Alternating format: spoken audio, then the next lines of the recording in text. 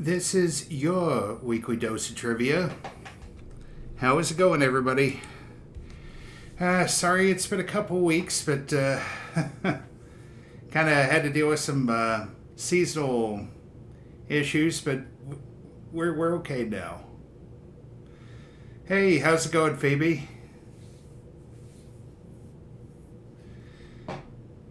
How have you been doing today?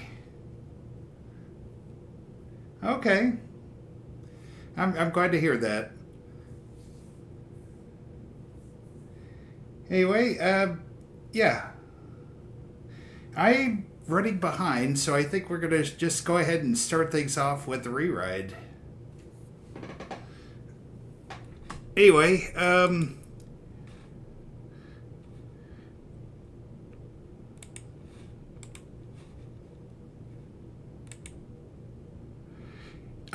no problem. Anyway, we'll try to keep the fire burning anyway. Take care of what you got to do.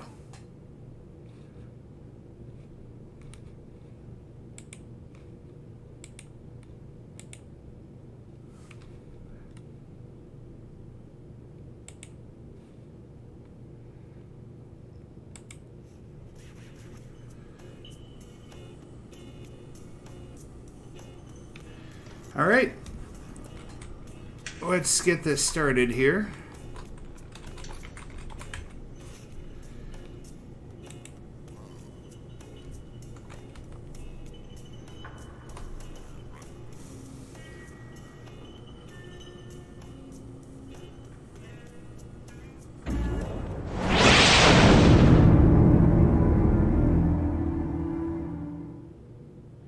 I wonder what this episode's going to be on.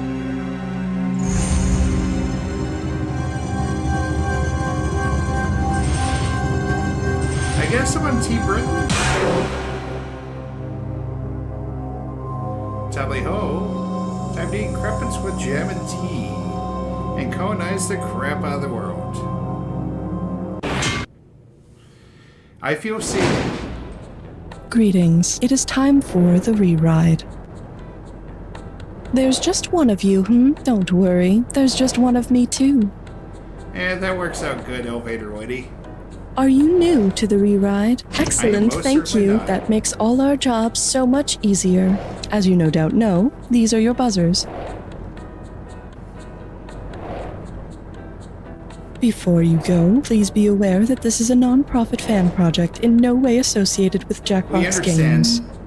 And after all, you're not getting paid for this, you're just doing this out of love. Please wait until the elevator has come to a full stop before you disembark.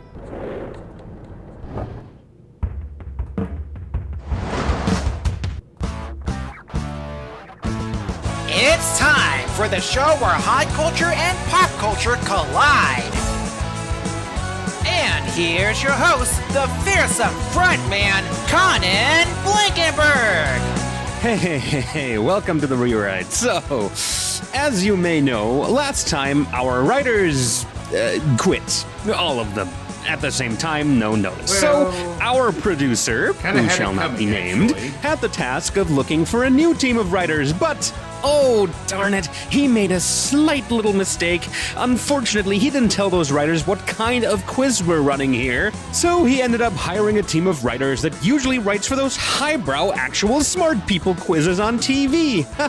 Ah, shucks. Rootin' tootin' Wait, so you're saying these are all possible questions or something? So please enjoy this very special episode on the First Anglo-Burmese War. Here on floor 824, you're going to learn all about the exciting Anglo-Burmese War. The first one. Because apparently there was several. There were several. Yeah, what can I say? Let's ride. Let's get this train started. Directly on its path to the horrible wreck it'll inevitably end up in. Okay, Buzz. Well, that's a nice little bit of pocket change. And now it's time for the First Anglo-Burmese War. Okay. Let's go. The first Anglo-Burmese War, fought between the British and Burmese empires of the 19th century, began in March 1824 and ended in what month of what year? January 1825, February 1826, March 1827, or April 1828? Oh, joy. I'll go with March. Oh, sorry, you guessed wrongly. Well, it turns out the correct answer is February 1826. Dummies, idiots, morons for not knowing that, blah-de-blah, you know, the usual stuff. It went from March 5th, 1824 to February 24th, 1826. Glad we cleared that up. And now, oh my god. See, there's this field called joke on our question sheet, and the writers just wrote a joke into it. Like, a joke I'm pretty sure they pulled from the internet that has nothing to do with the question, and it's a knock-knock joke. Like, who the hell is gonna give me the setup for it? I am the only host. Do I knock-knock joke myself? I'm not gonna... Let's just skip the joke, okay? Let's just... It's all up... That'll do, just about to bring some spice into this game. Just a tiny pinch, though. Here's your category. The First Anglo-Burmese War. Oh, right, a quick note. Because our writers are actually writing for actual quizzes, they didn't know that we don't use the term category in the same way that everyone else does, so they just kind of wrote the same thing into the category field on every single question. Just so you know. So you best get used to it. Anyway, upon the conclusion of the First Anglo-Burmese War in February 1826, the losing Burmese Empire found itself forced to submit to a demand from the British Empire to pay an indemnity comprised of a commercial treaty and what amount of money? Because apparently normal people are supposed to know that. 1 million British pounds, yes. 3 million British pounds, 5 million British pounds, or 10 million British pounds? 3 million? 3 mil, huh? Nah, unfortunately not. Good try, though. Oh, if only you'd paid attention in your history class. Or gotten a history PhD, because seriously, who else is supposed to know about this stuff? It's a million British pounds. That's the correct answer. So just about one pound for every single one of the massive regrets about my life and how I got here that are currently racing through my mind. Come on, big bucks, no whammy, but that is what it's worth, and here's what it's called. The First Anglo-Burmese War. They're going to title all these questions like that, aren't they? Commander-in-Chief, Troop Front Attack, Mahabandula. Okay, alright, it's just more of the same. Let me just quickly grab a pen, and then... Yep, okay, good enough. Excluding spaces, what's the 26th character of this very question text that I'm reading to you right now? Buzz in and type it in when you know. Happy counting. 12, 15, 16, 20, 1, 2, 3, 4, 5, 6. Yep, it's the 2. The 2 from 26. Well done. Okay. And now, I'll just read the joke that they left on this question sheet here. Let's see. What do you call a pea that broke out of jail? An SKP. Next question. Picky, time to select a value. Let's go. Values like these is what the word decent was invented for. Not the worst, not the best. Here's your category. The first, you know what? Yes. Conan? What is it now? The new team of writers we hired handed in a new question. We've fast-tracked it to the booth for you. The new team of writers you hired is the entire reason this episode is such a living nightmare. No. Another new team. A new team of writers that we just hired. Wait, another new team? How the hell did you manage that? Don't ask. Here's your question, Mr. Blankenberg. Yeah, go bring me a coffee or something. Right away, sir. Okay, well, there's only really one direction to go from here, and I'm not sure if it's up or down. All right, well, let's try it. In the episode Booth Buddies, before Star and Marco's first Wait, what? What the hell? What is this? What kind of question is this? Just roll with it. Oh, no. We're not turning it to some Kids Show Wiki Trivia section. Tyler! God damn it.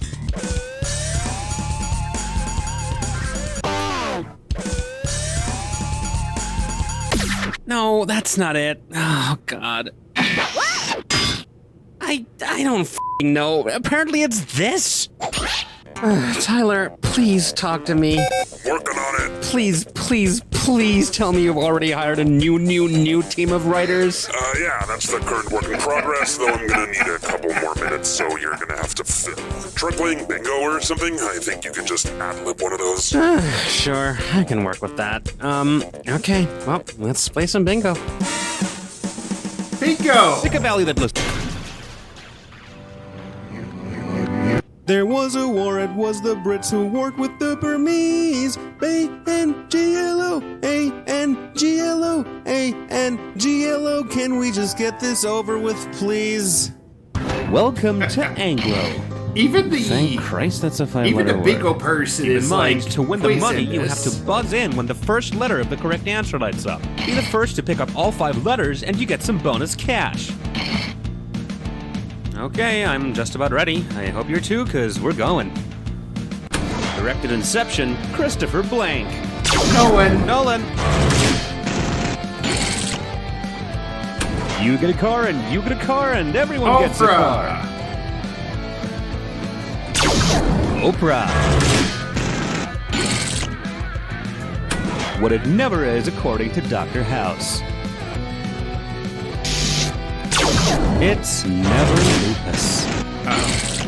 I've never seen House. What I know about the First Anglo-Burmese War. Nothing. Absolutely zilch. Julius Caesar spoke it. Oh, he spoke Greek, I bet. Latin, yeah, I wouldn't have gotten The that. stuff pencils are made of. Lead.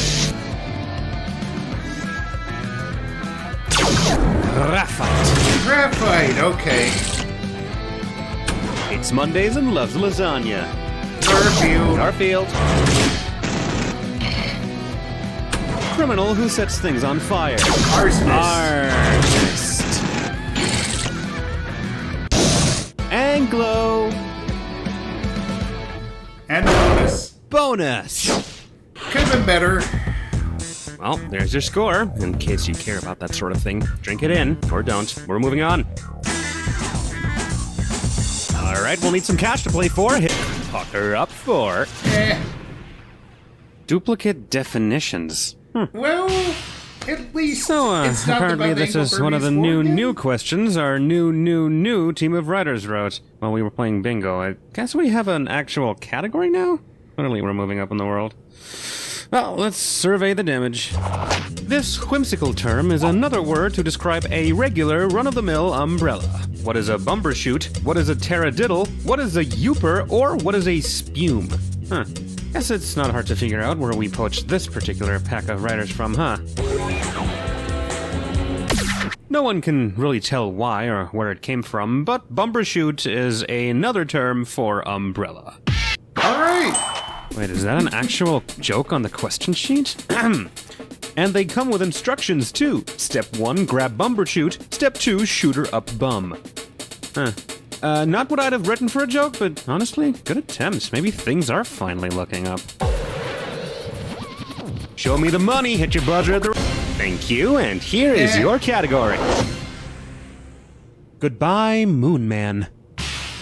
Hey, you, straighten up. If you get this one right, you might actually get yourself out of the gutter.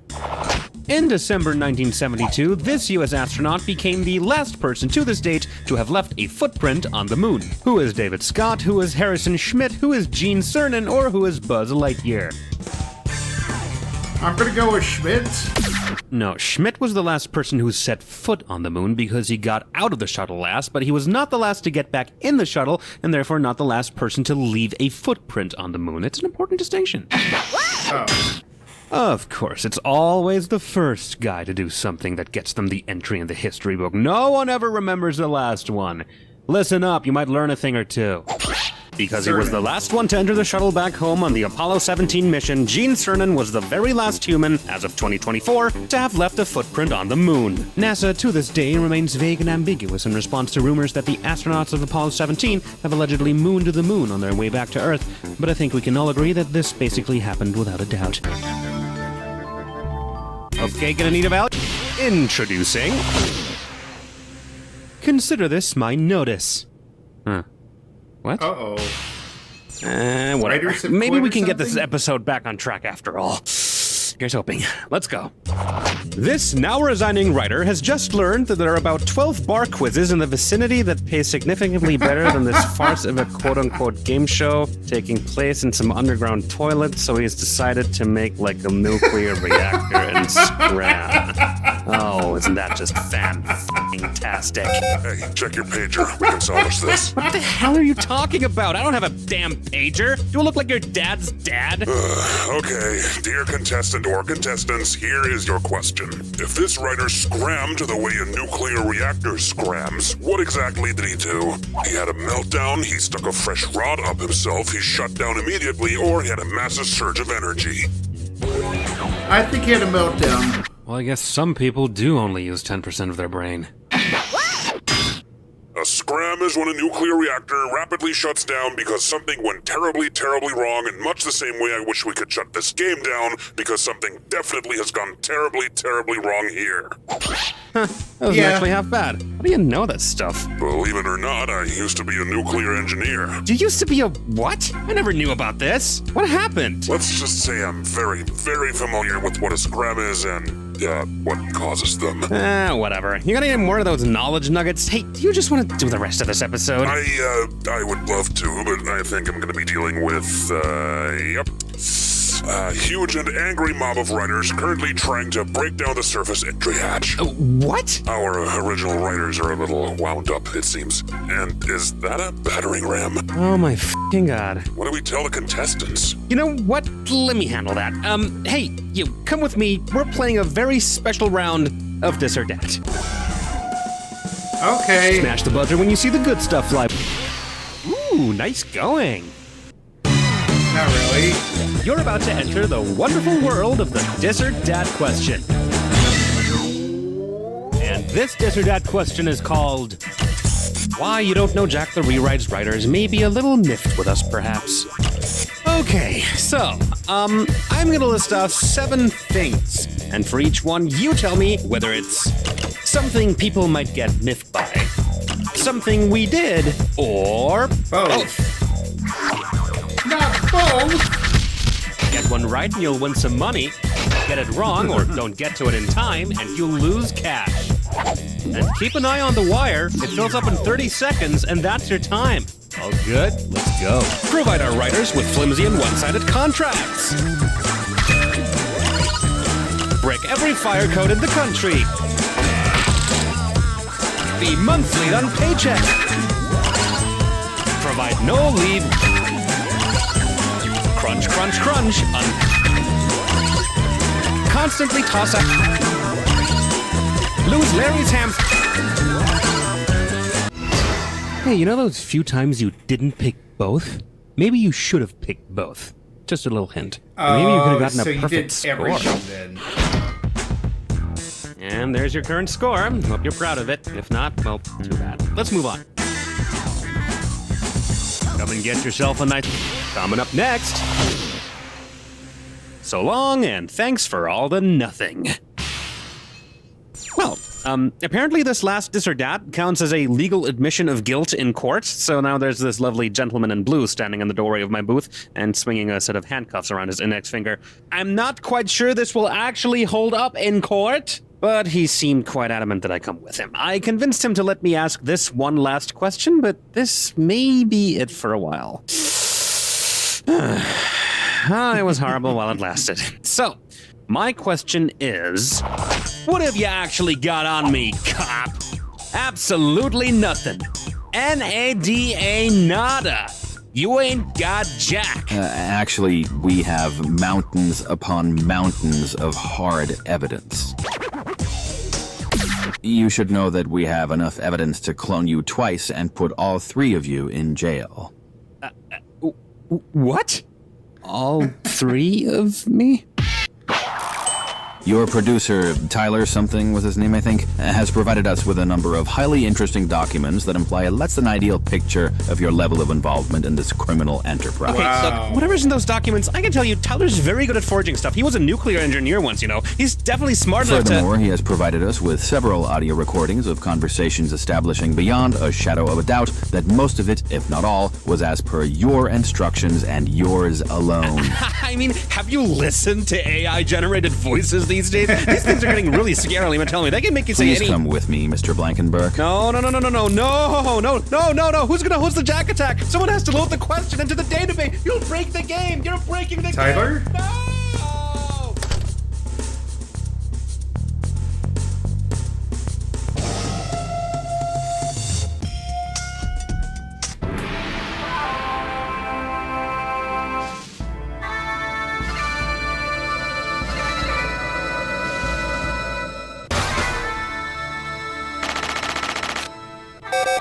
Hello? Did something happen? Where the hell did Conan go?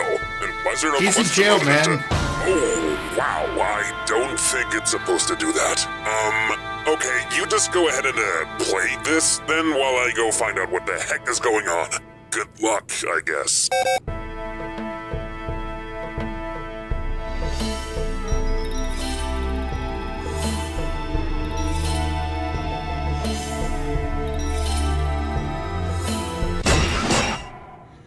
Okay. Maybe we're just looking for the correct answers.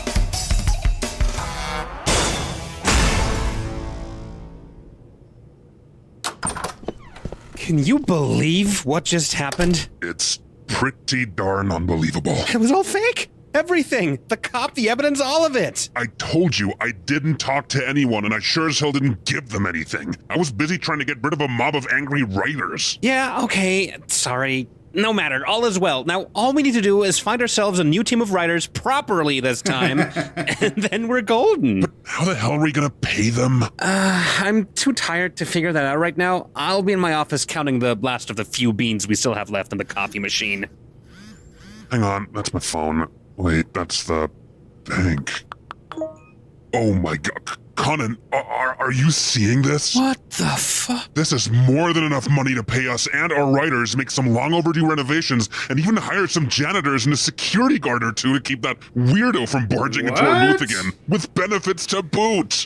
I don't believe this. I don't believe this. Who the hell would blow that much cash on this dump? I mean, clearly it's someone with a lot of money to blow and probably obsessed with this game or something. I don't know. Well, I'm not one to look a gift horse in the mouth. See you next week, Tyler. Okay, but there's a note with a deposit. Pleasure doing business with you. See you next week. SF. Do you know anyone with those initials? Nope, don't know, don't care. Bye. I don't know. It seems a little too good to be true, honestly. But whatever. What happens, happens. Oh, wow. We're gonna have to look into this for next week.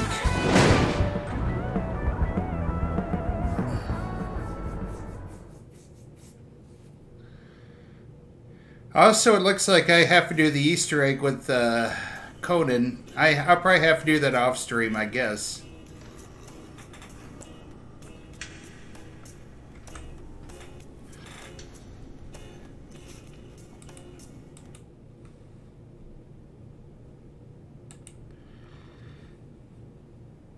And this concludes this episode of You Don't Know Jack, the Rewrite. If you like what you saw here, be sure to leave a thumbs up, leave a comment in the section below, and spread the word. This is Stick and Squeeze Gaming, And the arcade is now closed. All right. I think we're going to go ahead and knock out a quick break. Just do what you have to do, and I'll be right back in about 90 seconds or so.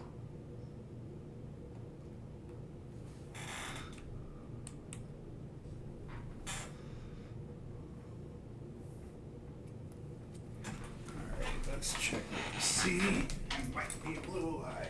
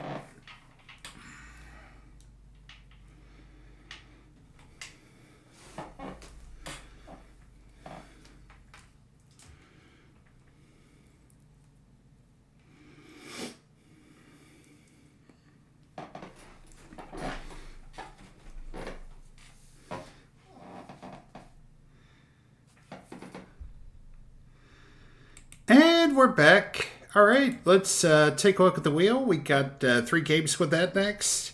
See what the heck is going to happen here. I got updated.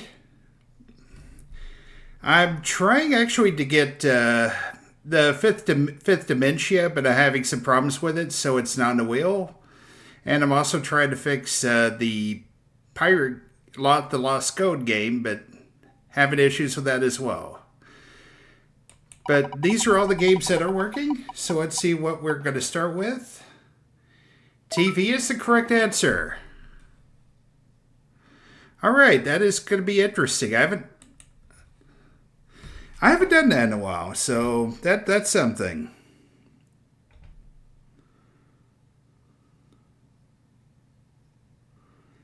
Let's see. There we go.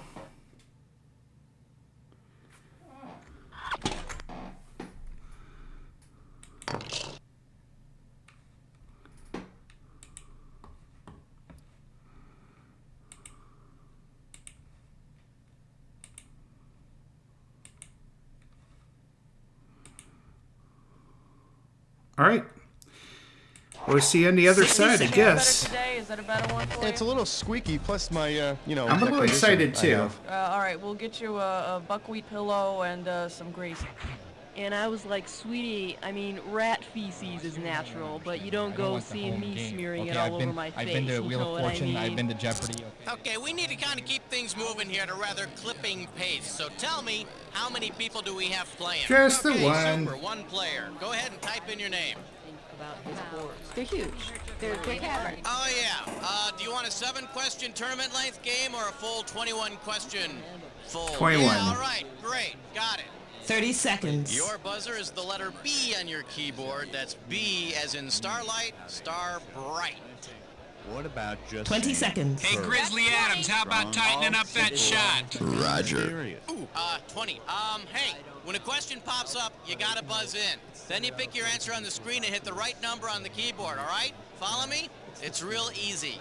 10 seconds. Good luck. 9, Eight. 8, Thank you. 7, Okay, 6, here we go. 5, Lose the desktop. 4, Go to black. 3. Ice. Paid for by the National Ice Board. Not affiliated with the National Water Council or the National Association for the Advancement of Water Vapor.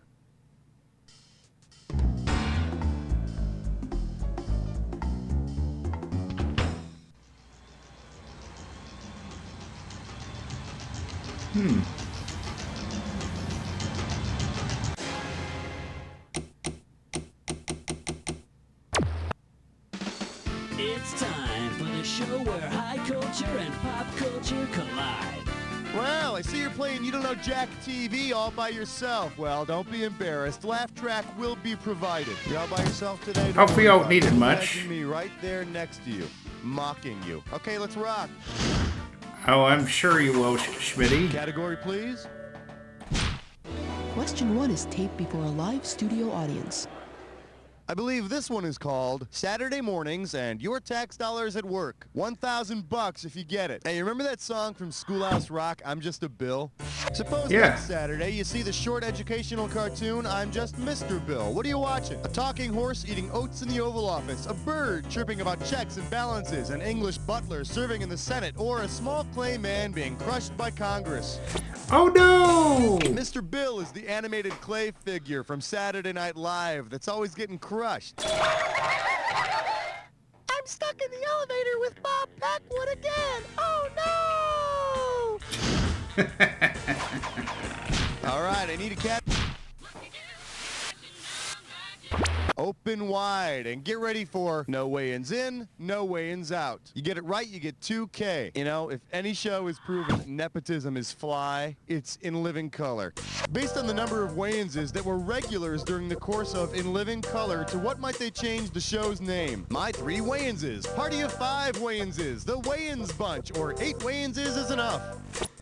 I think it was 3. You know you want to pick the correct answer, right? Oh. Why didn't you pick this one?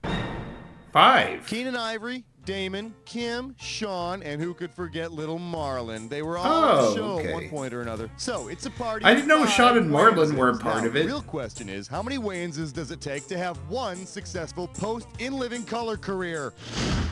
Jim Carrey says right, hello. Category. This is question 3. Here we have, it's the 50s. Fathers are not domestic engineers. You're looking at $3,000 on this one. All right, check out this diary entry and tell me which character most likely wrote it.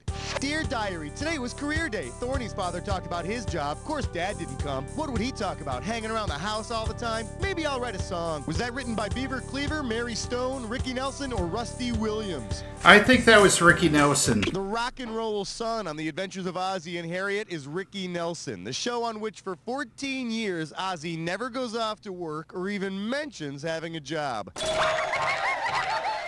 Which makes me wonder if Ozzie's adventures before he got married involved a minor car accident and a major lawsuit.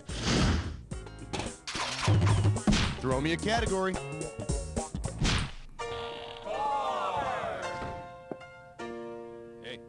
The category is, I want to be a bald millionaire. You get it right, I'm putting you up $2,000. So everyone wants to be like Mike, right? Well, suppose you want to be like TV's Dr. Mike. What do you aspire to be? A doctor on a cruise ship, a frontier woman doctor, a doctor living in Alaska, or a doctor working in a coroner's office? Dr. Mike.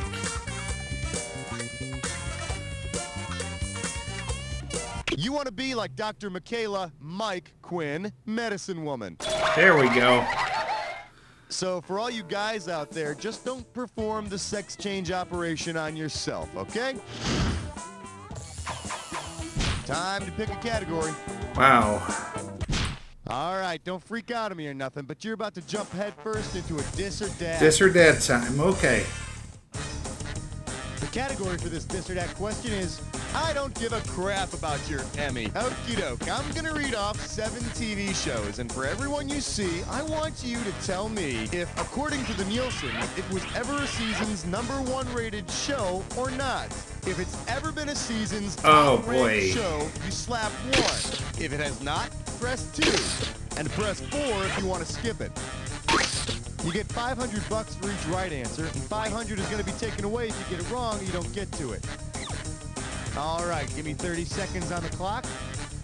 Let's do it. Seinfeld, #1 show or not? I don't think it ever was. Cheers. Yeah, it was. Dallas. No. Family Ties. Definitely wasn't. Smash. Yes. The No? Cosby Show. Oh, it most definitely One more. was. Three's Company. Nope. That'd be 7. You know, you only got 4 of them. That was the C+. Not very reassuring for the rest of the game, is it? Let's look at your new score. Well, it's better than losing money. Give me a category. All right, let's do Tootie. He's apparently... Today's specialty. Tootie's never the correct answer. Get it right, I'm giving you $1,000. Yeah, I bet you think you're real funny because you picked Tootie. Look at you. You're sitting there waiting for like rockets to come shooting out of your computer. Get over it. Suppose Tootie is replaced by the sitcom character named Tootie, who will be the newest student at Eastland, a doctor in a girl's school uniform, a cop who says you're in trouble, a sexy male spy with pigtails, or a fireman on roller skates. I think it was a cop. The main characters on that sitcom Car 54, Where Are You, are Officers Muldoon and Tootie. And just so we understand each other, this is the last time that Officer Tootie will ever be the correct answer. Oh, it's not exactly like it's a lot of... Oh, I gotta pick this one. Because of... I love you, question 7. Headrush. This one's called Should Have Grabbed the Banana. $2,000 for a correct answer. Forward march. If you were to reach for a container of low-fat yogurt, but instead grabbed some woe-fat yogurt, on whom or what would you be snacking? Magical lard, as seen on The Tick, a villain from Hawaii Five-0, Officer Muldoon's partner, or the special ingredient in Jack Tripper's cakes? That would be Hawaii Five-0. The archenemy of the police on Hawaii Five-0 is the criminal Woe-Fat. Book 'em, Dano. By the way, did you notice 3 was Tootie? Category, please.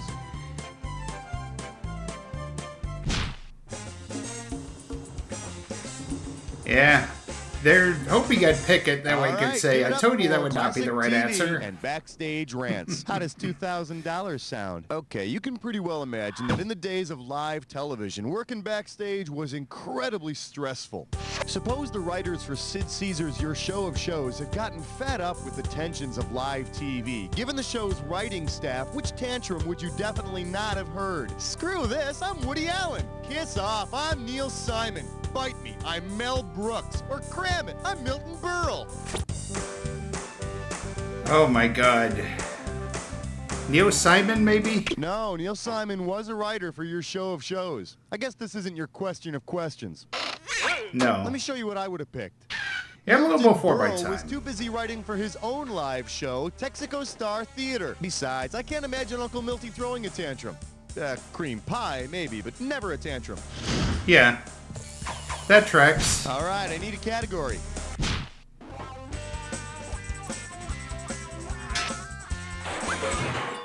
And our special guest tonight, Steven Spielberg, presents Antibrainiacs. I got $2,000, says you don't know this one. Hey, did you ever see the movie Poltergeist, where the suburban family's house is haunted because it's built on this Native American burial ground? Yeah, yep. Talk about location. If the Poltergeist family wants to exorcise their house using a pair of actors who had roles on a show about ghosts and a show about Native Americans, whom should they call? Tony Randall and Jack Klugman, Forrest Tucker and Larry Storch, Sid Caesar and Imogen Coca, or Phil Silvers and Buddy Hackett? I'm gonna guess F Troop, maybe? Forrest Tucker and Larry Storch starred in F Troop, which featured the Hakawi Indians, and in the 70s kids show Ghostbusters. However, if the Poltergeist family is haunted by F Troop's Hakawi Indians, the only thing they gotta worry about is not succumbing to the excessive zaniness. Give me a category.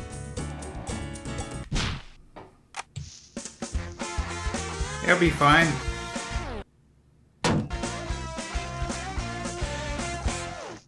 Let's have a big warm welcome for starring Julia Roberts as Daphne. You give me a right answer, I'll give you $3,000. Future television producers of America, this question's for you. Imagine this.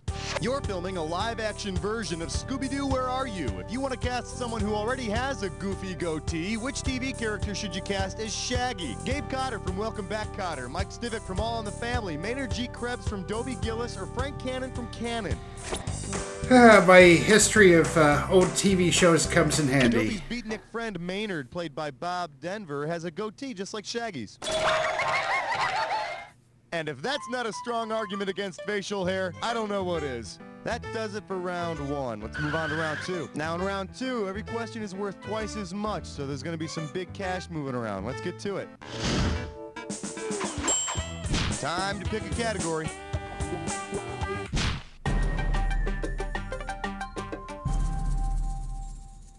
Let's take a look The at truth is out there. Shack, baby. This one can get you $6,000. Okay, you jet setter, you. Imagine this.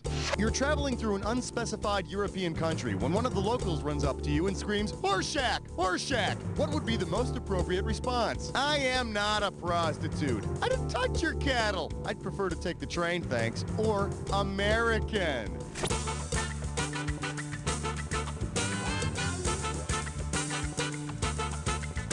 I'm gonna pass on this one. I would guess maybe 2 though. Here's the one the winners pick.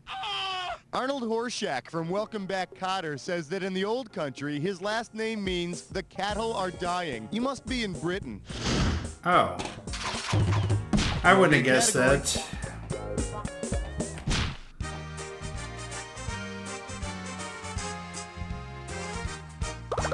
Let's see what we got going. It's a bloody stew, darling. 4,000 big ones for a right answer here. Darling, lovey, be a dear and listen up. Imagine that Patsy from Absolutely Fabulous went nuts and decided to cook.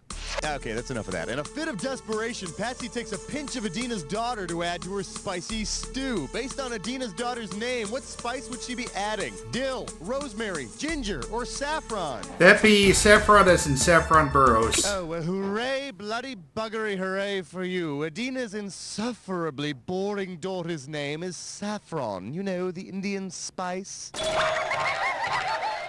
Now, what are you looking at? You got the bloody answer right, so piss off and collect your money, you old goat. Category, please. 13!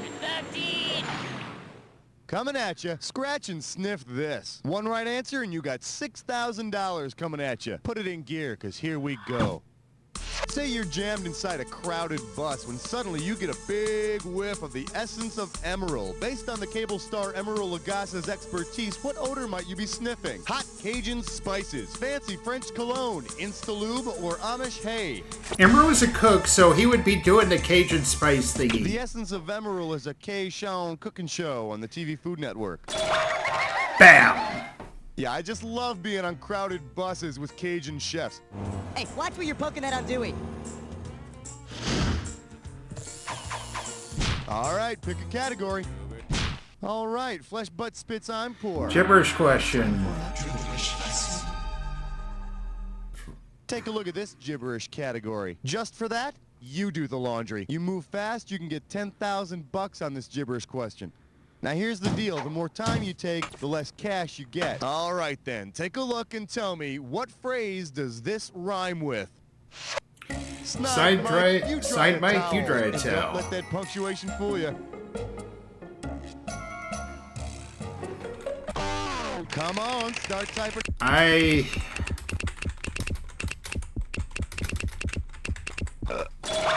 Yes. I don't get it. 250 bucks for an E? I went down to Kmart last week. I got 3 O's and an A for $1.50. They're just for around the house. Well, it's a Blue Light Special. All right, I need a category.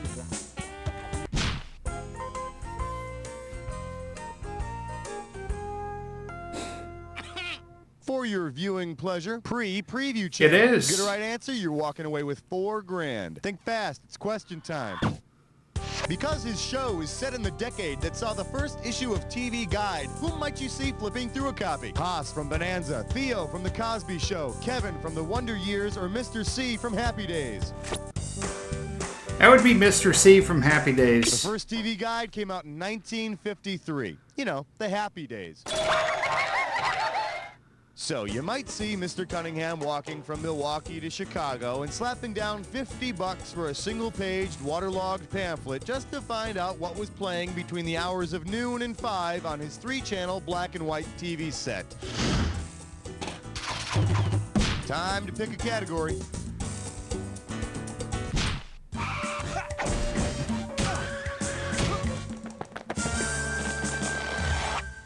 Shake hands with 2 names are company, 3 are a crowd. You get this one, you pocket $2,000. One question coming right up.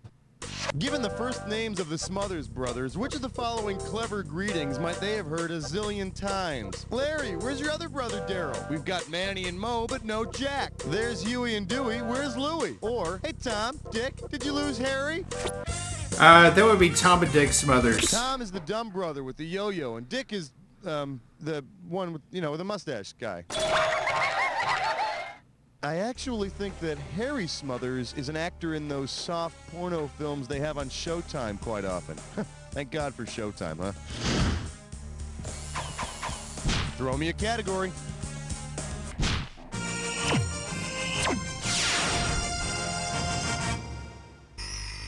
The category? The Board of Regis. I'll give you 4,000 clams for this bad boy. Hope you're hungry. It's question time. Suppose Regis Philbin starts up a new production company. If he wants to name it in the same way that Oprah Winfrey named her company, what should it be called? R&P Productions, Refill Productions, Siger Productions, or Kathy Lee Productions? Harpo is Oprah backwards, so in the case, it would be Siger. Oprah's company is called Harpo Productions because Harpo is Oprah spelled backwards. And look at that, Siger is Regis spelled backwards. Why do these people's names sound more normal when they're pronounced backwards? Give me a category.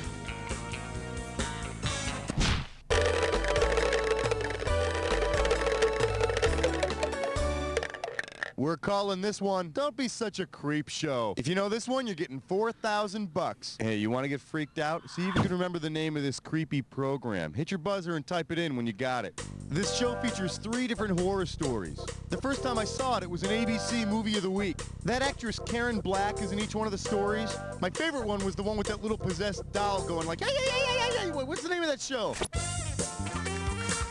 Oh, okay. I've heard of it. I can't think of the name, though.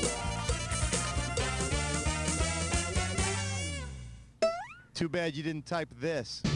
Trilogy of Terror. Oh, man, I will never forget seeing Karen Black in ABC's made-for-TV movie Trilogy of Terror. Yeah, I remember she plays twins in one story, and of course she's got that one with the possessed doll. I gotta tell you, though, I know it scares most people, but that little doll just cracks me up. Oh, my God! All right, I need a category.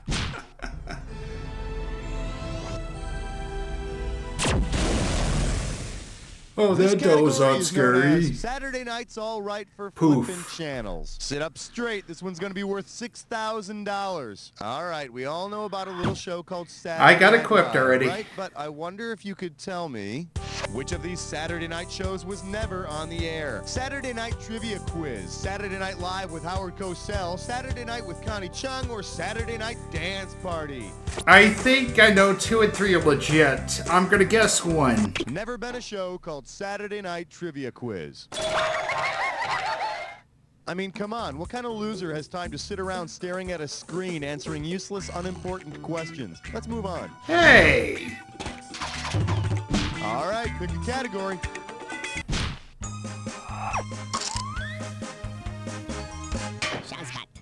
Well, what do we have here? They came, they laughed, they died. 4K coming your way for a right answer. Okay, get your bulletproof vests out and imagine there's a mass murderer prowling the TV sets of old. Because it was the first show to use a live studio audience, which show could have been the first to end up with a dead studio audience? The Honeymooners, I Love Lucy, The Alfred Hitchcock Hour, or Leave It to Beaver.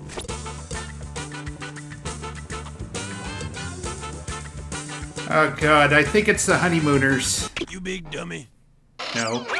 So you it was I Love Lucy, wasn't it?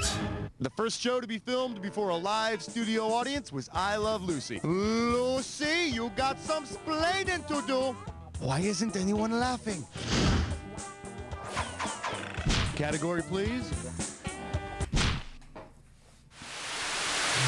All right, let's go with the bonus round. Welcome to the Jack Attack. When you see two words on the screen that match, hit your buzzer. If you're right, I'll give you $2,000. If you're wrong, you're going down to... Okay, I'll do it. Well, don't let me stand in your way. I'm sure you'll have a lot to talk about. Let's go to the bonus round, and we'll see how much bonus you can pick up. Good luck. The Showcase Showdown.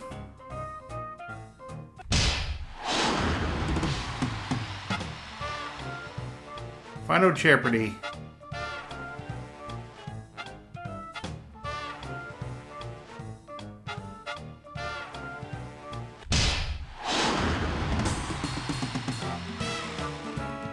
Is it the Golden Medley, maybe?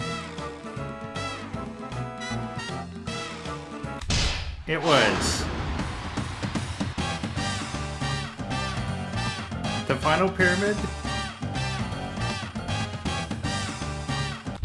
Winner's Circle, okay. Password. Now this kind of feels like a lightning round to me.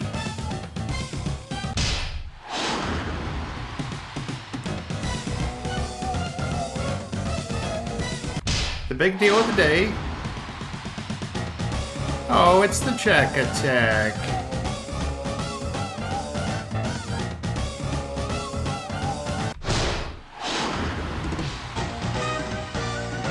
Sweet mercy, you're like some kind of machine! Check out your score! That's the game! There we go. Way to go, my friend. Like I always say, it doesn't matter whether you win or lose as long as you get to play with yourself. Now get the hell away from the computer, will ya? Because... Nice work, people. Congratulate yourselves. We pulled off another one. Hey, Raul, can we go home or are we playing another one of these?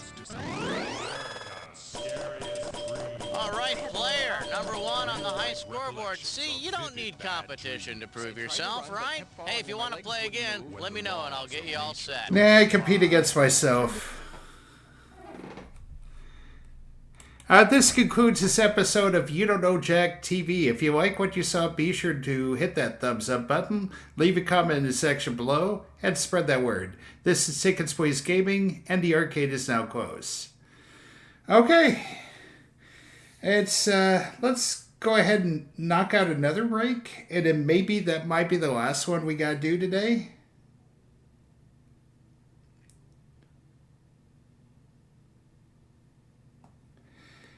Obviously, we got 2 more games left to go, so...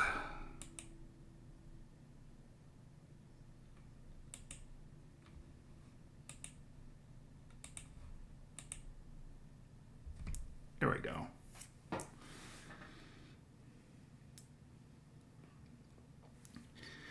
Just a reminder in case you're wondering that you can actually use your Prime sub if you're interested, or to avoid these commercials and stuff. You don't have to. You're under no obligation, and I don't think I stream enough for it to be a thing at the moment, but maybe if you want to support me, that could be a thing.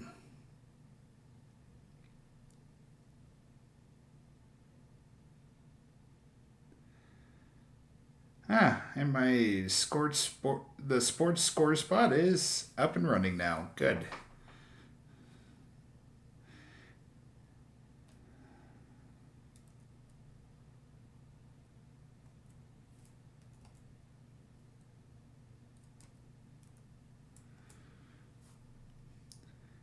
Got about 18 more seconds, and then we knock this thing out.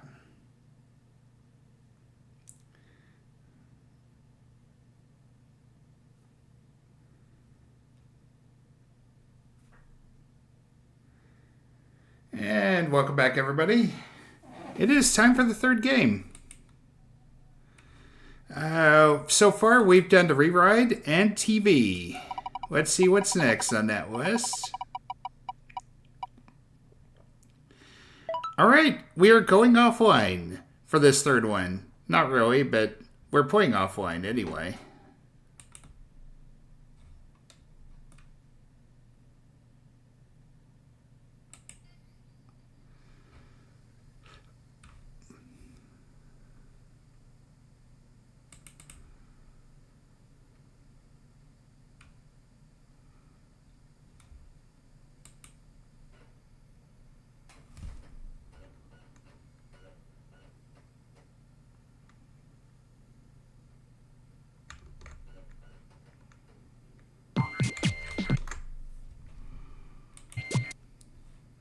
In case you're wondering, that's one of them with... Yep, we got Schmitty and Cookie. And we got Conan, who... That could be a thing. I mean, I don't know if he's going to be back or for another round or not. No. We don't need you.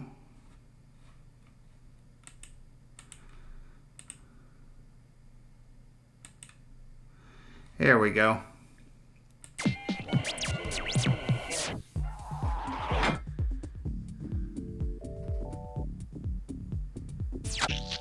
Hey, Raul here. Like all these... Hey, Ro. Just the one. One player. Great. Okay. Fantastic. Fine line between... all over it. 30 seconds. Your buzzer is B as in Babel, which actually has 3 B's, so pick one of those. 20 seconds. Oh, 20 seconds. Okay, look, listen. Here's the directions. When a question pops up, you gotta buzz in. Then you pick your answer on the screen and hit the right number on the keyboard. Got it? It is easy. Have a good game.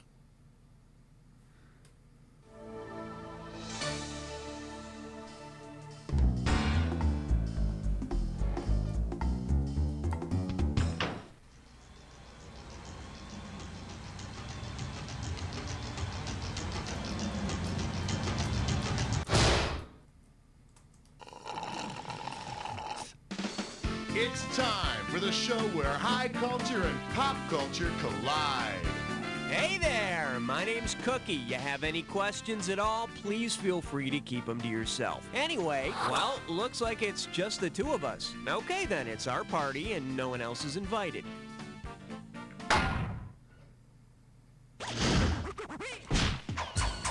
Category, please.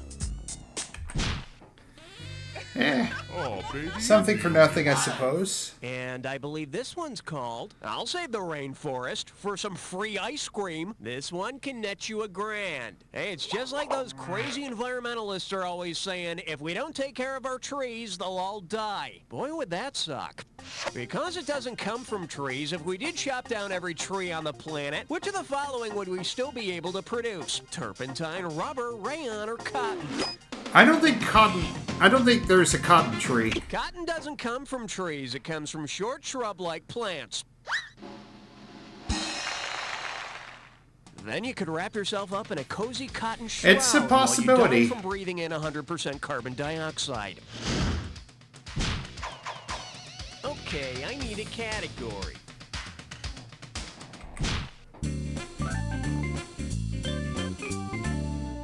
And this one is watching Seinfeld for English homework. And you pocket $2,000 if you get this one. Sure, Seinfeld's a great comedy. Okay. Oh yeah, it's definitely a catchy theme. It's no Sister. But tell me this.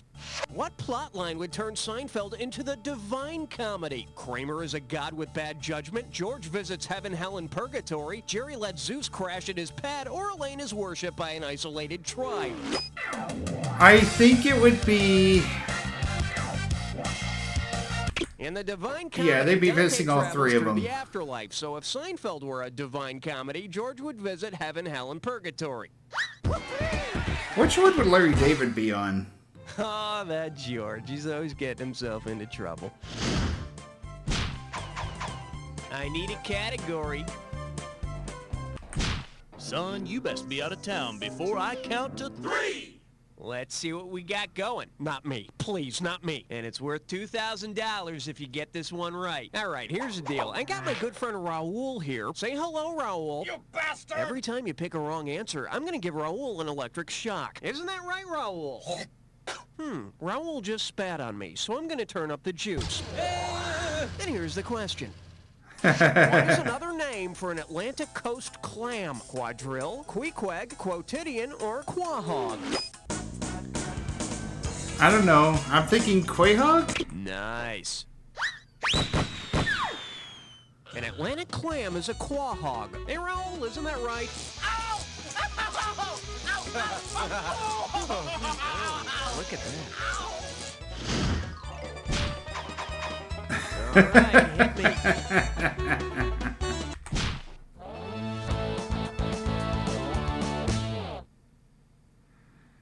say hello to diapers, a rattle, and a universe to rule. And you're playing for $3,000 cash money. Put it in gear, cause here we go. Which of the following would have been the most helpful to the doctor who delivered the goddess Aphrodite? A helicopter and a parachute, a snorkel and flippers, a helmet and elbow pads, or a jack and some motor oil? I'm thinking a snorkel and flippers. Aphrodite was born out of sea foam, so a snorkel and some flippers would come in quite handy. Here she comes, here she comes! It's a girl! Okay, pick a category. Give me one good reason. I'll give you 5! Shake hands with. Express your shellfish. Looks like this one's going for $1,000. Hope you brought your suit. It's time to get wet. Suppose Madonna decides to write a song about her love for caviar. Considering the fish from which true premium caviar is obtained, what might be the name of the song? Like a sturgeon, mackerel girl, Papa Don't Perch, or Open Your Carp? I think it'd be like a sturgeon. For premium caviar, we select only the finest eggs from sturgeon mommies. Premium caviar, touched for the very first time. Okay, I need a category. 6! The category is, damn it, pick up the phobe! Get it right, I'm handing over $2K. Think fast. If you suffer from ailurophobia, which Andrew Lloyd Webber musical would scare you the most? Starlight Express, Jesus Christ Superstar, Cats, or Evita? It's either going to be Starlight Express or Cats. I think it's Cats. Ailurophobia is a fear or hatred of cats.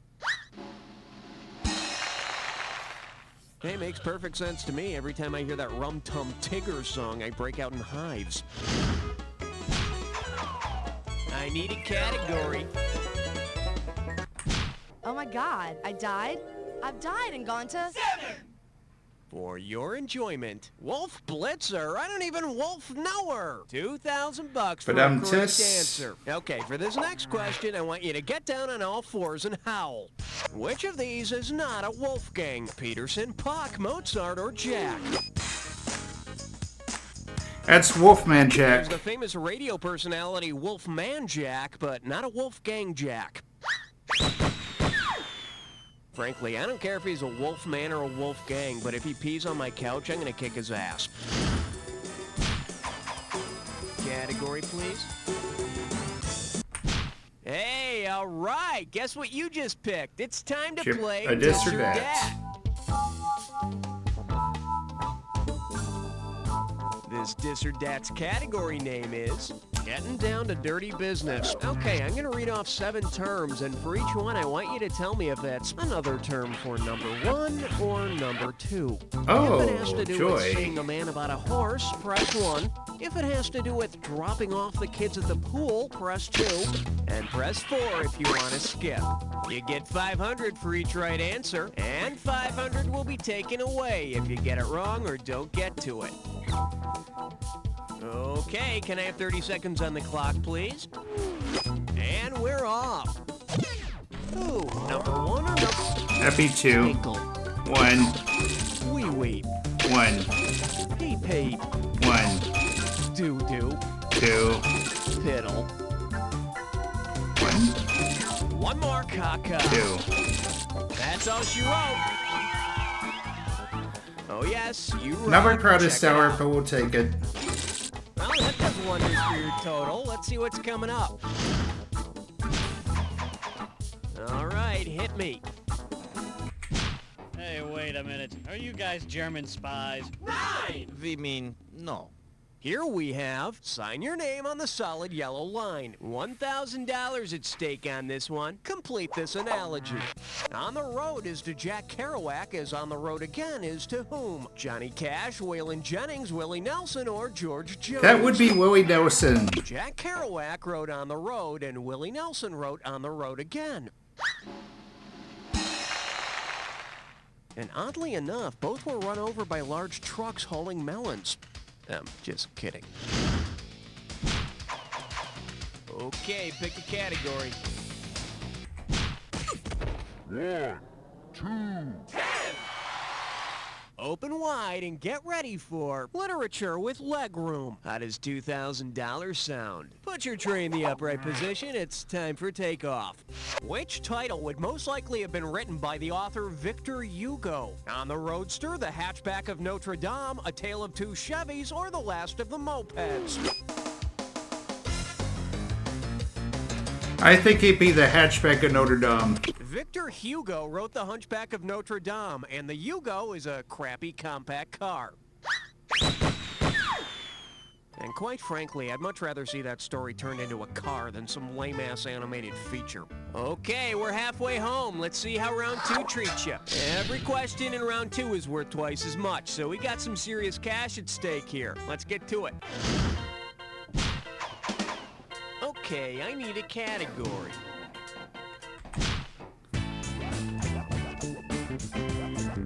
May I introduce... He's talking the Frenchy talk. $2,000 says you don't know this one. All right, I want you to take a look at this word. You know, just for fun.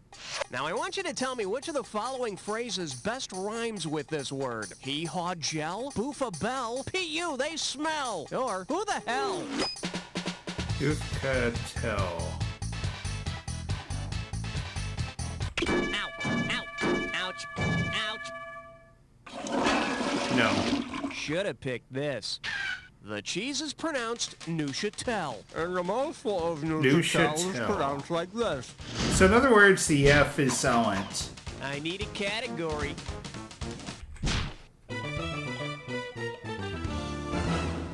Coming at you. Could you please pass the Dolores? You get 4,000 clams for this one. Let's rock. Suppose you decide to make cranberry sauce out of the band The Cranberries. Considering the name of their first hit, how might you describe the sauce? The aftertaste tends to linger. The flavor seems to fade into you. I can't get it to stay on the spoon. Or, if God was one of us, he'd eat this sauce. I think that would be Winger. The Cranberries' first big hit was Linger. Not a big surprise that the taste lingers, what with all the chunks of pretentious singer and all. Wow, that was cold. All right, hit me.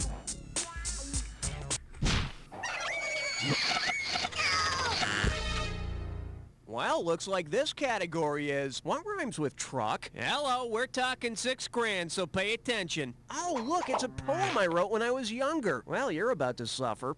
I love my red truck. It has wheels and doesn't suck. It's strong and goes fast. It never comes in last, and at night, in dreams, I kiss it. What kind of poem was I writing here? A haiku for my Hot Wheels, a sonnet for my Sonata, a Tonka for my Tonka, or a fishtail for my Fisher-Price?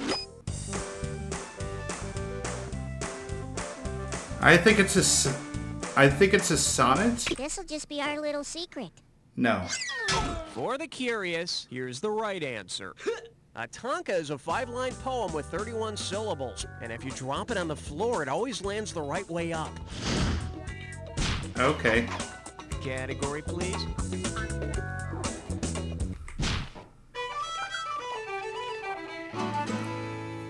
This one's called That Puppet Had I Way should Too have left Much that one Sugar alone. Today. How does $4,000 grab you? Everybody knows Gonzo from The Muppet Show, right? You know, the little blue, whatever he is. If Gonzo were replaced by the most infamous Gonzo journalist, what would you see on the next episode of The Muppet Show? Jerry Springer falling for a chicken, Dan Rather getting beaten by Kermit, Hunter S. Thompson flying What's the across frequency, stage, Kenneth? or Mike Royko falling from the ceiling. Happy Hunter S. Thompson. Hunter S. Thompson is the drug-rattled writer who invented gonzo journalism, a no-holds-barred, free-form writing the thing as it happens journalism. Which would explain his latest book, Fear and Loathing at the Muppet Show, The Miss Piggy Story. Okay, pick a category. Check out my new shouting calculator. 3 times 5 equals... This category's known as, won't you guide my diagnosis tonight? Think you can handle $6,001 bills? Let's see if you can wrap your head around this. Which of the following is the best medical explanation for Rudolph's red bulbous nose? Rubeola, rosacea, rubella, or Rosie Palmer? I think it's rosacea.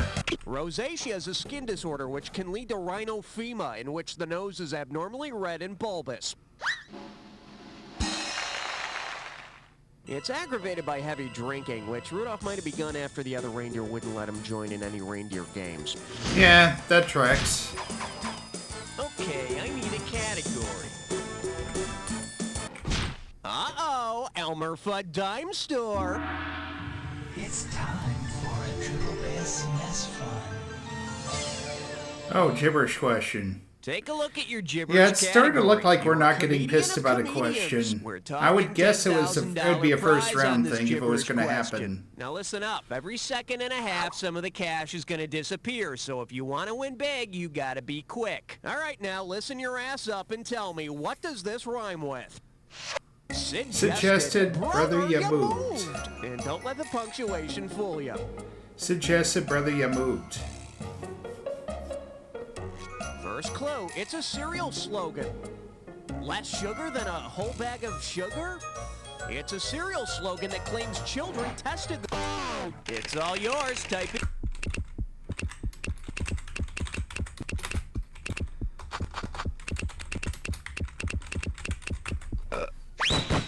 Yep.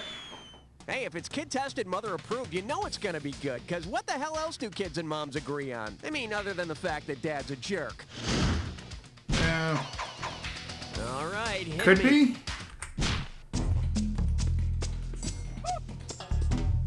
The category, when chess turns ugly. I remember once in Louder, Right, Faster, I'm making Funnier, over someone 2K. got All right, pissed say about the you're question on playing the chess first when one. You snap from all the Okay. pressure and decide to use some violent defense strategies. Suppose that to protect your king, you draw a gun and tell the opposing pieces to back the hell up. Because it cannot move backwards, which chess piece is dead meat? The pawn, the rook, the knight, or the queen? That'd be the pawn. While the higher-ranking pieces can retreat, the pawns on the front line cannot move backward and will therefore can only just go sort of forward. wait to get shot. Huh, that's just like real war. Funny. Category, please.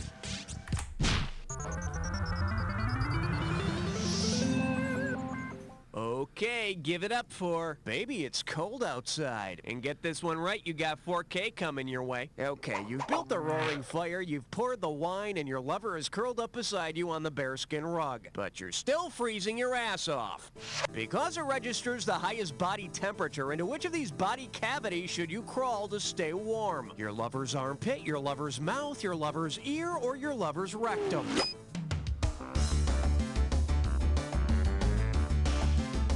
Jeez.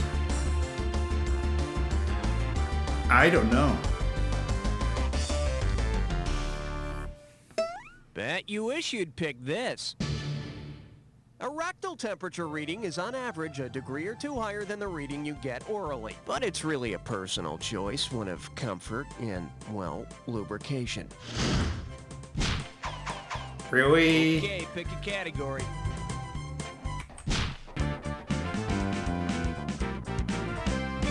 Now serving Xander Van Yippet. I can turn this spaceship around. 4,000 big ones for a right answer here. Just step up and take a swing at this one. Considering how the spaceship in Close Encounters of the Third Kind communicates with humans, what Earthling game might the aliens like for long space journeys? Mad Libs, Othello, Simon, or Hungry Hungry Hippos? I think it's Simon. Simon is that game where you try and repeat the machine's pattern of lights and sound, a lot like the scientists and the spaceship communicate in Close Encounters. Hey, now that I think about it, that's happened to me. I've had a close encounter, only we called it a Pink Floyd laser show. Oh. I need a category.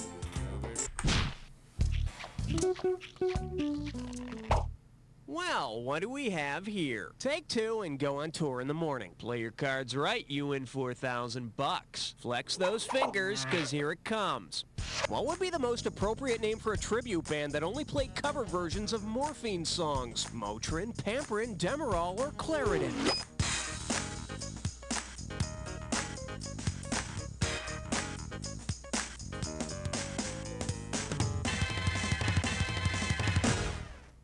The correct answer is... I'm not sure either. Demerol is a name brand for synthetic morphine, but the trip just isn't the same without the baritone sax.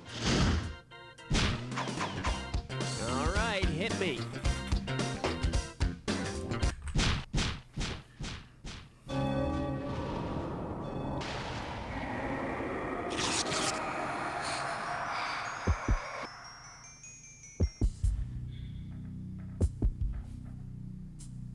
You're about to embark on the attack. Hit your buzzer when you see 2 words on the screen that match. $2,000 if you're right, 2,000 off if you're wrong. It's not so hard as long as you remember this. Remember the clue. It's gotta be a match that fits this clue. Who died and made you boss? Let's find out if you are the boss right now. Alright. Lincoln, maybe? There we go. FDR.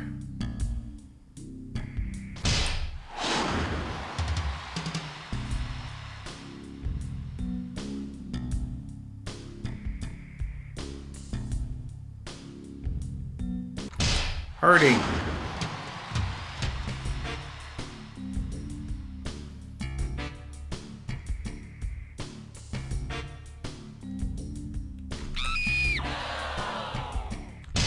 McKinley, there you go.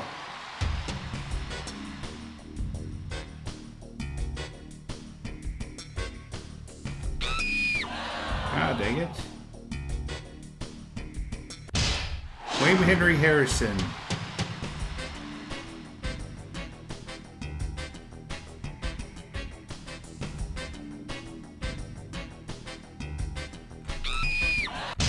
Garfield.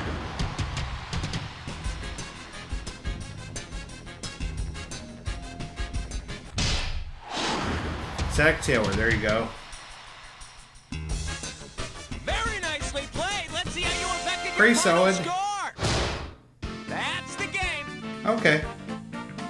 Player, I couldn't have done a better job myself, but then I wasn't playing by myself, was I? But seriously, player, and I don't say this to just everybody. You don't know Jack! Okay.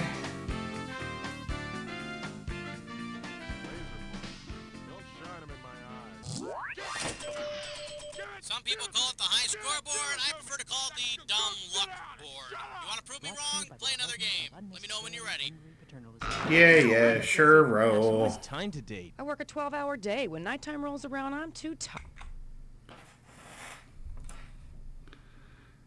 Alright, this concludes this episode of You Don't Know Jack Offline. If you like what you saw, be sure to hit that thumbs up button, leave a comment in the section below, and spread the word. This is Tickets Please Gaming, and the arcade is now closed. Alright.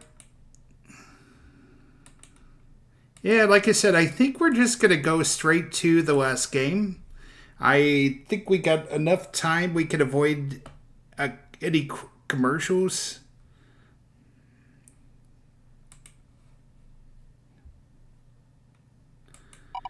So far tonight, we've played the Re-Ride, TV, and Offline.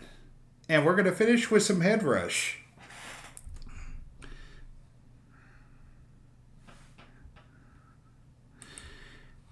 So, there may be an opportunity here.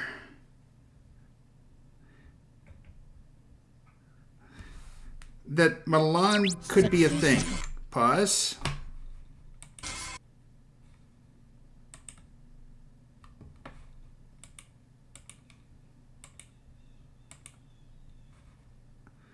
There we go. All right. It's me, Baby Diva. Who's playing? Just the one person. Got it. Playing alone, huh? You should be the smartest player in the game. Why don't you give me your name? Yeah, gotcha. 45 seconds. Alright, buddy. Hit the number of the icon you want. We're gonna go with the... Okay, your buzzer's gonna be the letter B. I got B, gotcha. Now the man who doesn't know the time of day, even in the clock store, Bobby. Hey, how you doing? Good to see ya, yada, yada, yada. That's all out of the way. Okay. So, here's the scoopage. As soon as you think you know the answer to a question, buzz in, then you have to hit a 1, 2, 3, I or 4 will look to make for your that. choice. Got it? Good. But I will look for that between now and next week. Okay, I need a category.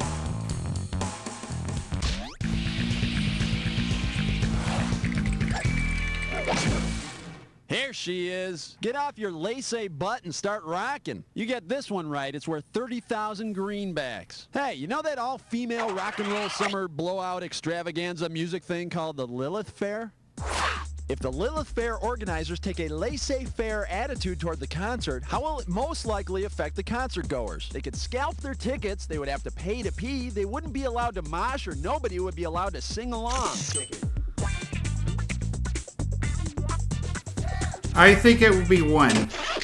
Laissez-faire roughly means to leave things alone. It's when governments allow business to just happen naturally, without interference. Hello? Hey, where'd everybody go? I think everyone scalped their tickets. Bummer.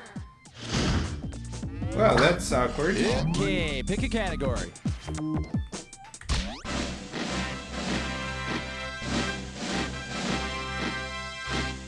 Open wide and get ready for chew on this. 20,000 bucks for a correct answer. Very Eyes up appropriate front, category for the question. Say you try a new brand of bubble gum called Hubble Bubble. What would make the best ad slogan? Taste the artificial heart sensation. See the burst of distant galaxies. Hear the sound of dangerous explosions. Or feel the luxurious soapy goodness. I think Hubble is a telescope. The Hubble is that big telescope that orbits the Earth and photographs distant galaxies and stuff.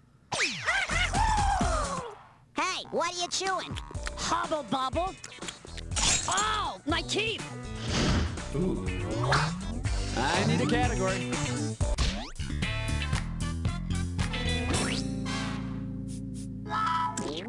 Looks like this category is sequels suck. 10,000 bucks riding on this one. Let's boogie. Imagine Tim Burton makes a sequel to Mars Attacks called Marsupial Attacks. What freaky scene could you expect to see? A killer algebra formula with a ray gun, a killer tomato with a ray gun, a killer mime with a ray gun, or a killer kangaroo with a ray gun? That'd be a kangaroo.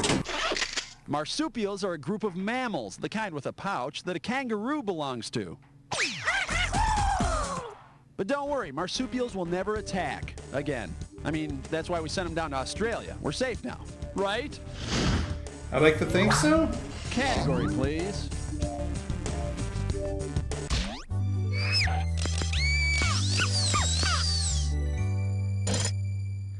Coming at you, South Pork. How does Yeah, some of $20,000 these sound? segs aren't exactly the best.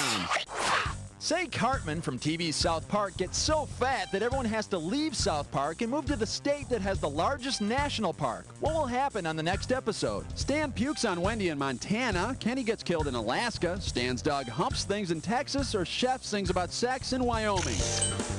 I think it'd be Alaska. The country's largest national park is Gates of the Arctic in Alaska. I mean, what else Now, is the going to be in nation's biggest Alaska ass, anyway? Cartman. Alrighty, pick one. It's headbutt time. Headbutt. Your headbutt category for today is follow your nose, if you can find it. This question's going to start out at 50,000 big ones. Want to know how to headbutt? All right, you're going to see an equation like this.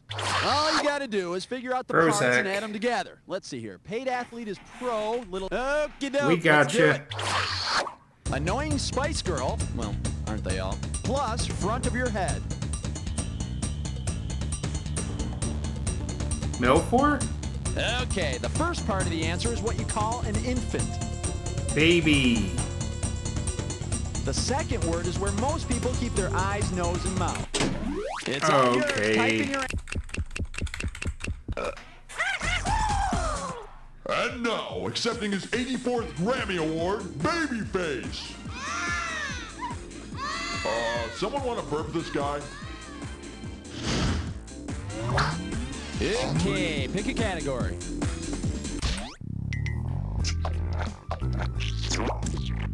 May I introduce Big Magicians with Little Dickens. $30,000 for this one. Hey, you know that creepy magician guy, David Copperfield?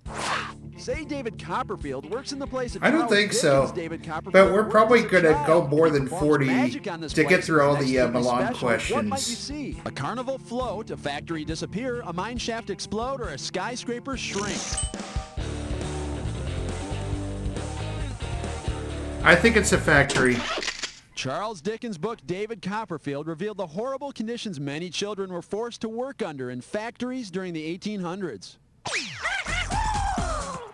I can't imagine oppressing people like that. Hey, I don't think he's afraid of you. Get back to work. Oh, right away, me lord. Okay, I need a category.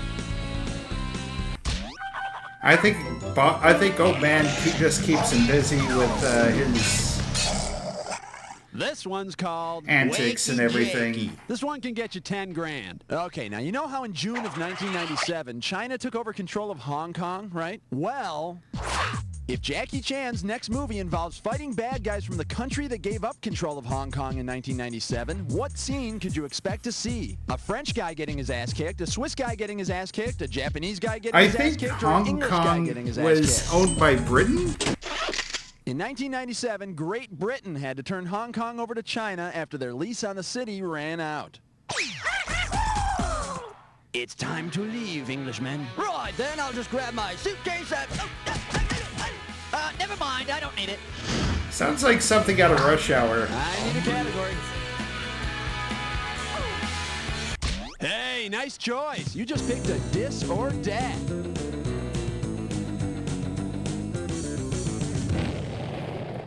And this dis or dat questions category is don't go there. Now, I'm going to read off 7 points, and for each one, I want you to tell me if it's a country or a body part. As each one comes up, if it's a country, press 1. If it's a body part, press 2. And press 4 if you want to skip. I'll add 5K to your score for a right answer, and you lose 5,000 for a wrong answer or one you don't get to. Okay, let's see that timer. Okay, country or body part? Libya, country or body? That's a country. Tibia. Body part. Labia. Body part. Latvia. Country. Fibula. Body part. Namibia. Country. One more. Romania. That's a country. Although I'm used to it with an O instead of a U. You rock. Let's check out your score. Yeah, that's gotta feel good, don't it? All right, let's move That's on. a good one. That is. Category, please. He probably, it would be the one side of the banana would actually be the banana.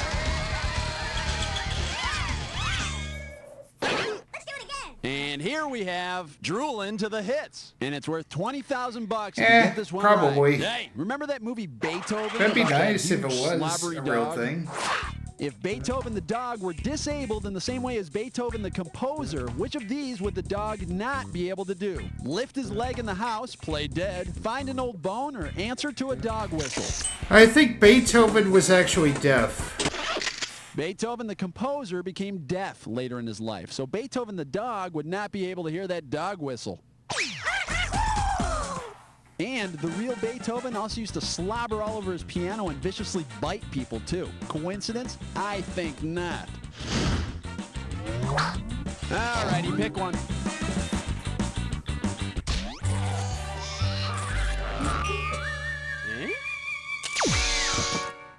Now serving C3PU. And we got $30,000 in the pot. Hey, did I tell you I'm working on the next Star Wars movie? Yeah, well, I'm not, but I just thought I'd tell you that. If the next Star Wars movie features a villain named Darth Vader, what will audiences most likely hear him say to Luke throughout the movie? Luke, I am your mother. Luke, I am a cow. Luke, I am a Hindu. Or, Luke, I am a rabbit. I think this may be one. Yeah, I'm really hoping there isn't one either. I think I'm just going to pass on this. In case you're wondering, Veda are sacred Hindu writings, and Hinduism is the main religion of India. You know, I am auditioning for the voice of one of the robots in the next Star Wars movie. Listen. His name is Fart2D2. I need a category. We're going to take a quick pause for this commercial Oh no, break. it's a commercial. Where's my scrunchie? It was right here. In a rush. Try new Triple Lip. Eyeshadow, deodorant, lip gloss, all in one. On the run, get 3 in 1. Swoosh, swipe, smear, the choice is totally clear. Oh, joy.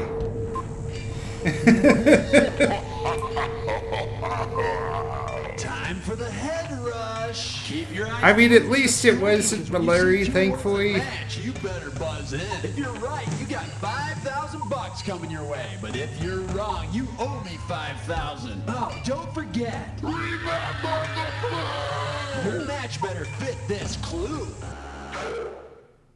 We are on a first-name basis, and I'd really like to think we are. Why don't you call me Mr. Bob? Good luck. Steve.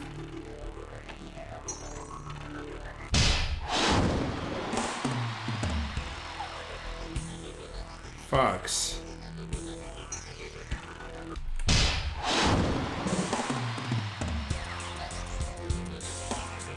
Cosmo.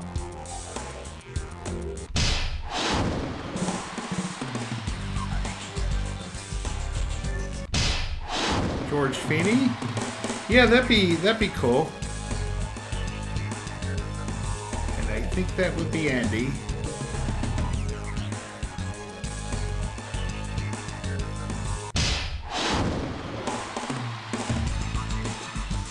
Waylon?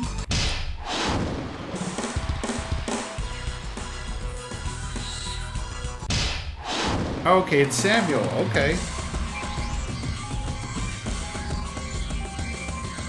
Good effort, good effort. Nice hustle. Let's check out your final score. That's the game. Okay, Hey, congratulations, my friend. You made it through an entire game by yourself, and you came out on top. You know, not many people can say that. Yeah, they can. Oh, well. Thanks for playing. Bye. Great. Credits and Hi, Abe. find out what's going on with the players, okay?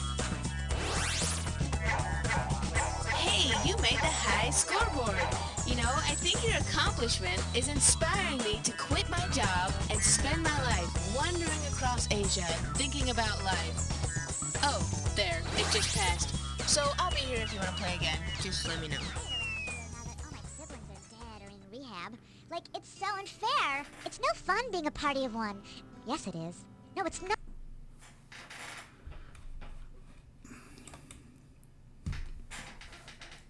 All right, see you, Phoebe. You have a good one.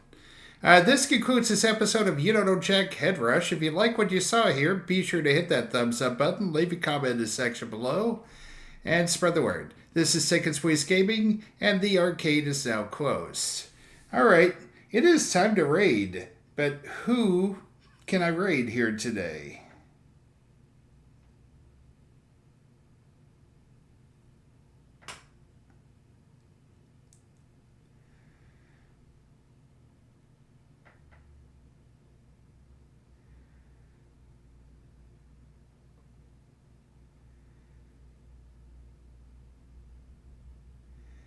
Gee, this is gonna be fun.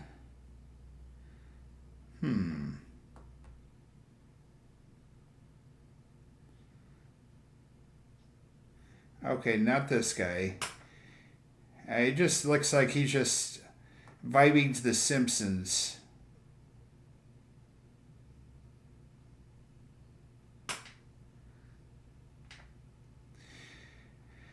I'd consider rating him, but I think I need a few more viewers. Maybe this guy?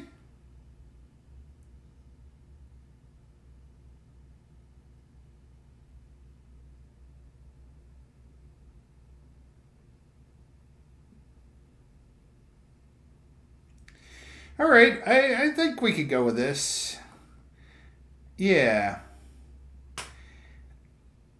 He's a VTuber, but it comes from the same area as Electric Ned or Andy from Denmark.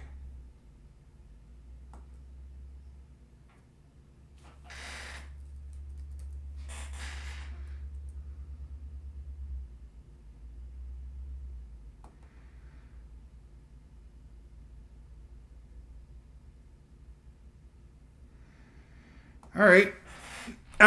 Here we go. All right. I will be back doing on Saturday doing on Saturday we'll be doing a round of horror game and the reride. No, not the reride. Horror game and the quarry. There might be something else we do in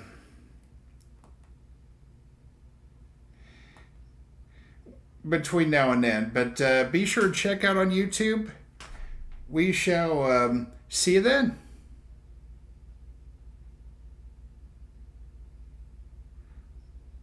And you know, if you're not watching, if you're not following, then, well, what could I say? You're a dummy, and that's not an insult, that's a ticket's fact of life.